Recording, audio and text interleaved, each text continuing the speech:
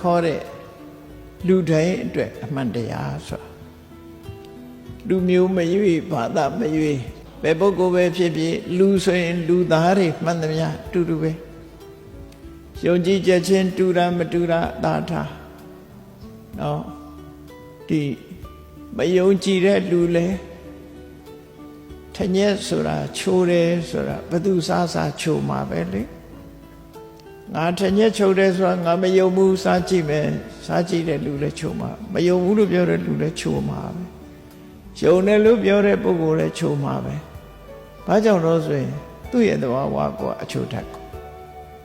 ထို့တူပဲကုသိုလ်ကောင်းမှုဟာလည်းပဲယုံသည်ဖြစ်စေမယုံသည်ဖြစ်စေ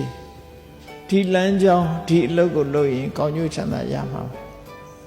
အကုသိုလ်ဆိုတဲ့အလုပ်ဟာဒုက္ခဝိပါကဆိုးကျိုးကိုပေးတာဖြစ်တော့ကြောင့်ဒီအလုပ်ကိုလုပ်ရင်ဗုဒ္ဓဘာသာဆိုပြီးကင်းလွတ်ခွင့်ရမှာမဟုတ်ဘူးတခြားဘာသာဆိုပို့ပြီးတော့ဒုက္ခရောက်တယ်ဆိုတာလည်းမရှိဘူးရှောင်တဲ့လူရမှာပဲမရှောင်တဲ့လူခံရမှာပဲမလို့တဲ့နာကိုလုပ်ရင်ဘယ်သူမျိုးမဆိုမလို့တဲ့နာရဲ့ဒဏ်ခတ်မှု reaction ဆိုတဲ့သဘောတရားအရမိကင်မဲ့ဆိုရင်ဘယ်သူကင်ပူမှာပဲအကာအကွယ်မလုပ်ဖ ೇನೆ ကင်နဲ့ပုဂ္ဂိုလ်ရဲ့လက်လောင်မှာပဲဒါမိရဲ့သဘာဝပဲအဲ့ဒါလိုပဲအကုသိုလ်လို့ဆိုတာငါတို့ကတော့မယုံလို့ငါ့ကိုအကုသိုလ်ကအကျိုးမပေးဘူးလို့မရှိဘူးအဲ့တော့ယုံနဲ့ယုံလို့အကုသိုလ်ကအကျိုးမပေးဘူးဆိုတာလည်းမရှိဘူးတဘာဝတရားဆိုတာတူညီသောလှုပ်ဆောင်ပေးမှုရှိတယ်ခွဲခြားတာမျိုးမရှိဘူးအမှန်တရားဆိုသည်မှာဒါကဘာလူမျိုးဒါကဘေးဘာသာဝင်ဒါက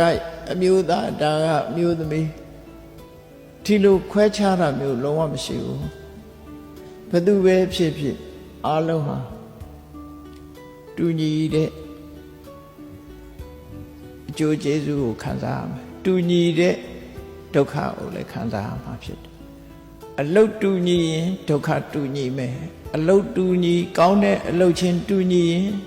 ကောင်းကျိုးချမ်းသာရကြမယ်ဆိုးကျိုးကိုဖြစ်စေတတ်တဲ့မကောင်းတဲ့အလုတ်ချင်းတူညီရင်လည်းမကောင်းကျိုးရကြမယ်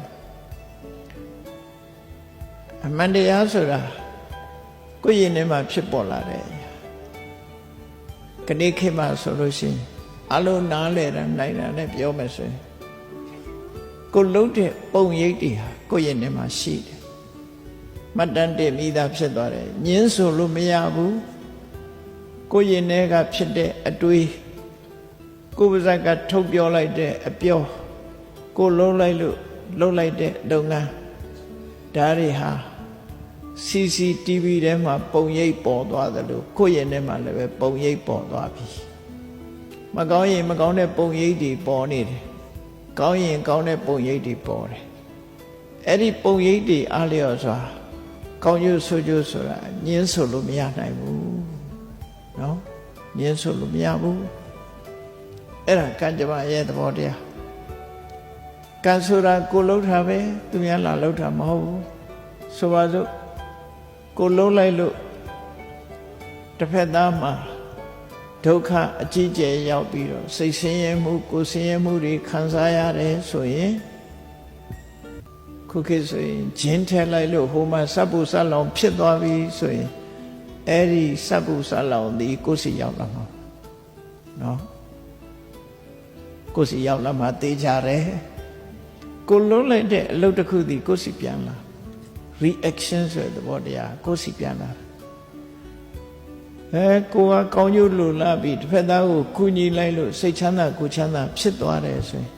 အဲ့ဒီအကျိုးတရားသည်တနေ့ကိုယ်စီပြန်လာမှာကောင်းကျိုးချမ်းသာဆိုပြန်လာဒါကဘယ်သူကမှဖန်ဆင်းတာမဟုတ်ဘူး